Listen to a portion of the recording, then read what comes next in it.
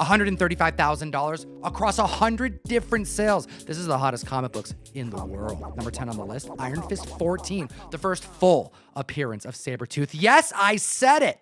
We'll get to it in a second. A 9.41 for $825, up 17%. We're talking 6 sales clearing $3,000. It takes at least 3 to land on our list above the recent 12-month average, and this one has arrived. I mean, we're talking a book that is the most expensive Iron Fist book there is. This surpasses his first appearance by $1,200+. It has to be a hype play because this book, even on Key Collector, says has only gotten the amount of love in recent years because of a movie that came out over a year ago, Deadpool Wolverine. When was the last time we've talked about Iron Fist 13? You never see that book get love, and I think we got to change that.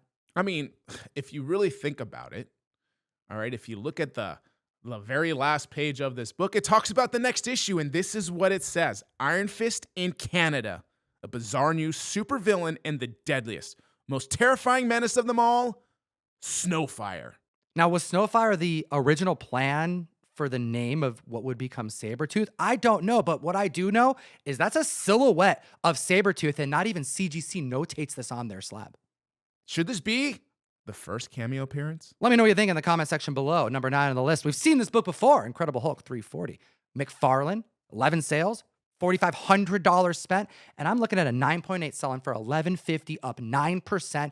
Still selling better than New Mutants 98 first Deadpool at a 9.8. Hot damn. I don't know if this book's spiking or all the Todd McFarlane books on this list are spiking because of the opening that CGC has now offered. That's right, because Todd's signature opportunity got cut short. So there's a lot of people holding the bag, at least holding a comic book, waiting for the next round that may not come for a year, 2 years. Yeah, because if you go to their CGC signature series on IG, got to be following them. Yeah, they said that if you take their post that they have for like the 4 days of giving through the holidays, I don't know, something that they're doing, and you repost and double tap or whatever, that you have the opportunity to be entered to take that one slot that's available to have Todd McFarlane sign a book for you. Good luck. Number 8 on the list is ASM 101. First appearance of The Living Vampire, Morbius. We have a 9.2 going for $1,580. That's up 10%. Over $4,500 spent over this last week. And it's because this book is so badass, it doesn't matter if Jared Leto tainted it, even one iota. Because one little iota of Morbius's blood that cures Peter Parker throughout the classic issues 101 and 102. Remember, Peter grows like an extra set of 2 arms. This is some dope Roy Thomas writing, and I think it's deserving to be on the list more than what it's been over the last year. I mean, I can't imagine growing 2 sets of 2 arms, now having 6, and all of a sudden, like, while you're dealing and coping with that, some freaking vampire comes and attacks you because he's just trying to find a cure for himself now. And, you know, you got to really look at this book. This is a super important book. Outside of being such a mainstay villain hero, if you will, for this character, it also kind of predates all of Marvel's explosion in horror. I mean, this predates Dracula #1. It predates, obviously, Tomb 10 then. It predates First Werewolf by Night. You know, I mean, like, Macabre, yeah, really like kicks off with this guy. Yeah, this is really going after the, you know, you're getting the horror in Marvel kind of with this character mainstream-wise. And then just like one issue earlier, just put some respect on this book, ASM 100. Anytime I can bring this up, I love this John Romita Sr. classic, The Negative Space with all the portraits and Spidey crawling on the cover. I love comic books. Number 7 on the list is Marvel Superheroes Secret Wars number 8. 17 sales, $6,700 spent. Hot damn. We have a 9.8 going for $529. That's up 12%. And 6 other copies outdid the recent 12-month average in the last 7 days alone. And there was a newsie, 9.8, that went for $1,350, and that's up 7%. It's crazy to me that ASM 252 is selling for near the same amount. I know we said this before, but it's like, do people not understand that this moment in time when Secret Wars 8 debuted was like months later after the introduction of the black suit? We only get the origin in this issue. I mean, we're talking about a wardrobe change that shook up the industry so much that it had to have an origin story here. Like, can you think of any other wardrobe change that's as prevalent or as important to the hobby as this? Or even an origin story that's of key significance as much as this one? Well, we definitely made a list, damn it. Hit the like button. We got to put Daredevil number 7 on this list, you know? Abso-freaking-lutely. Going from the yellow costume in issue 6 to number 7, first time in the red. X-Men 139, when we got to see Wolverine go from his like yellow and claw striped outfit to the brown and yellow. And for the third one, my pick would be Iron Man 282. What? Roddy Rhodes? No, that's the point. Because Iron Man in War Machine armor, Tony Stark. But it's the first appearance of War Machine. But War Machine is Rhodey, which means that this key book, first appearance of War Machine, is in suit only. And that's the premier key. Wardrobes, baby. Number 6, Amazing Spider-Man. Number 300, almost $7,000 spent on 8 sales this week alone. A 9.8, up 2% for $2,550. When you arrived, we always BS a little bit. We talk about the list, but we get distracted. And we went down a freaking rabbit hole not planned for the show. And I want to push you to talk about this. ASM 300. At some point this morning while we're drinking coffee, we're like trying to figure out how many 300s are on the cover of 300. And we talked way too long about this. We have a problem, Jeff, is what I'm saying. I kind of did the technical counting of like what I assume. If it was literally Like actual 300, the digits are full on- 300, not like, fractions of it. But if I counted every 300 that I am assuming is there, and then the rest of the artwork is overlays, I believe there's 19 in each row times 5, which makes it 95 300s. It's as if Todd thought, hey, I just want to make sure people remember this is issue 300. So let me just write 300. Oh wait. What about the 300 in the box? Oh, you got to count that one too. So 96. Oh my gosh. What are we doing right now, Jeff? I do want to find out, because we know the person who owns the original cover. I've only seen it with all the layers on it.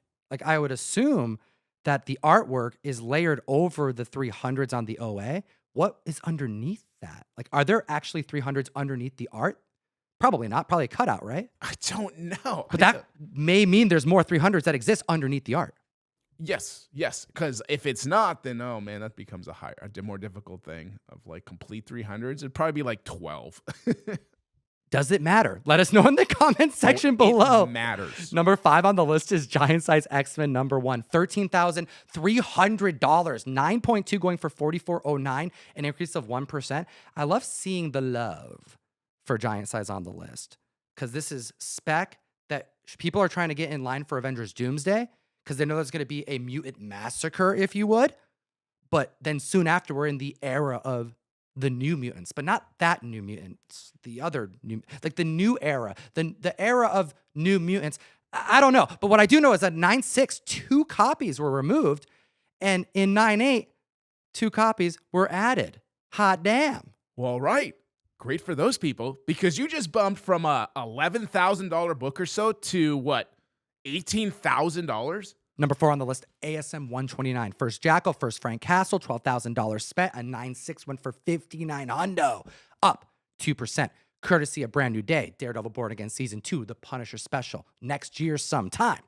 There's a reprint of this book, and it totally caught us up again. The eBay change. We've talked about it on the show, but I want to throw out another word of caution because we fell into the trap because they changed things, and things aren't what they appear to be because of these recent updates. Yeah, you got to be really careful. Marvel Tales 106, which is the reprint we're discussing here, had it listed for $1,750 or best offer. And when you dig deeper and actually see the sale of this book, it sold for $400. Now, at first, you're looking at this listing and you're kind of trained, if you've bought comic books off eBay for a while, that OBO is an indicator of a line striking through the sale price. That typically tells you got to do more homework. But now it doesn't do that, does it? No, I mean, it's interesting that you'd have to, when you filter sold, it tells you the sale price, allegedly, but until you click on it again to show the listing, will it then have like a strike through? So I don't understand why they're not aligned like they were prior. This even caught me up a couple weeks ago, and I was reporting on a sick tick book, and I appreciate the commenters letting me know. Fortunately, we were able to pin the comments, and obviously go check comments for any video, because if there is a mistake made, we pin it up so you guys can see the correction immediately. But this book, I was kind of shocked to see, like, sure, that was a really aggressive pricing. It was a newsstand 9.8, but still, like, $400 for a 9.8 of this book in a newsstand seems kind of surprising. This book's out there for cheap. Like, this is a, big print run for a reprint. I mean, even a 9.4 just sold in the newsstand for, I believe it was 260. Keep an eye out on this book. This is the kind of book that people have in their collection and don't realize it because they know they don't have a first print. Or if you're buying collections, this is kind of the book that someone would, who doesn't know comics that well may think they have a first print, but turns out it's a reprint. Number 3, one of my favorite books, Hulk 181, 11 sales above the 12-month average for over $38,000 spent. A 9.2 up 8% for $7,900. Now, I got to tell you, whenever I find this book in a collection or even out there when I go looking, I have a certain order of things that I do. Okay. What do you do when you first get this book in hand? The first thing I do is I start looking at the grade, but simultaneously, I'm asking the person who owns the book one big question because that's the next step. You open it up and look for the Marvel value stamp that was largely cut out. Like a weird amount of these had the missing Marvel value stamp. People really love that Marvel value stamp and it kills me. I mean, there was a book that Marvel put out where you can collect all the stamps, which means you had to cut up a lot of books, but you also had to buy a lot of books to get those stamps. And no matter if someone tells me the stamp's in there or not, I still look. Do you look there first before like getting into like grading mode, or do you start to grade and then look? Because I feel like that's just a recipe for disappointment. I don't grade the book fully until I go to that section because there's no point until I know it's there. And you should know which value stamp's in there. It's the Sheena value stamp. I had a friend contact me about a book that someone replaced the value stamp page with a different one. So it's always important to check the book. Number 2 on the list, Journey into Mystery 83, the first appearance and origin of Thor. 4 sales, near $40,000 spent. 6.5 going for 19 grand, up 11%. A 5.5 went for 10,500. That's up 13%. There is one new 9.4 that's been added on the census in the last 5 months. The highest copy that exists is a 9.6, and we've never seen it sell publicly. Now, I got a surprise for you, Jeff. We did a video a few months ago where we did a tier list of like specialty comic books, like Mark Jewelers, newsstands, and we organized them. It was a lot of fun. And shout out to Aaron Bapt over on Whatnot, who DM'd me. You guys should be following me over on Whatnot. I stream every week over there. But he sent me this picture of a find that he had, and he watched our video, so he was compelled to send this over. Take a look at this image. You are looking at A Journey into Mystery 1, wow. Volume 2. And that right there is a quadruple cover. No, it's not. Quadruple. Shut up. How dope is that? All right, I want it. What's this guy's? Message me. I'm messaging this guy. I want this book. Quadruple cover. That's what was that? S tier for me. It's so dope to see books like that. I can't wait to see what it comes back. I'm assuming he's getting it graded. If you guys have any like really rare or fancy, scarce, unique collectibles, feel free to send it over. We'll show it on the screen. I prefer to get these DMs over on Instagram at ComicTom101, but if you're over on Whatnot, send it over. And same here, Golden Age Guru on Insta as well.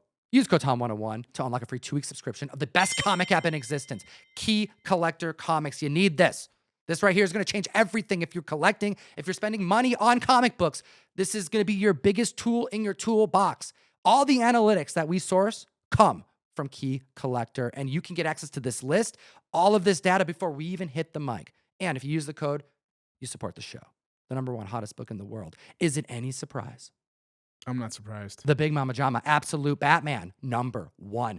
25 sales over the last 7 days exceeded the recent 12-month average, totaling $7,256. Dude, cover A at a 9.8. Registered sale, $401. What the hell? Whoa, $401? Book came out last year. I have read every single one of these issues, except for the last one. I haven't quite picked it up yet. Issue 15 comes out on Wednesday, so you're about as caught up as like 99% of people. I've only read it because I had to fill my pre-orders, ComicTom.com, and hot damn, was it good. Okay, great. So I'm not behind.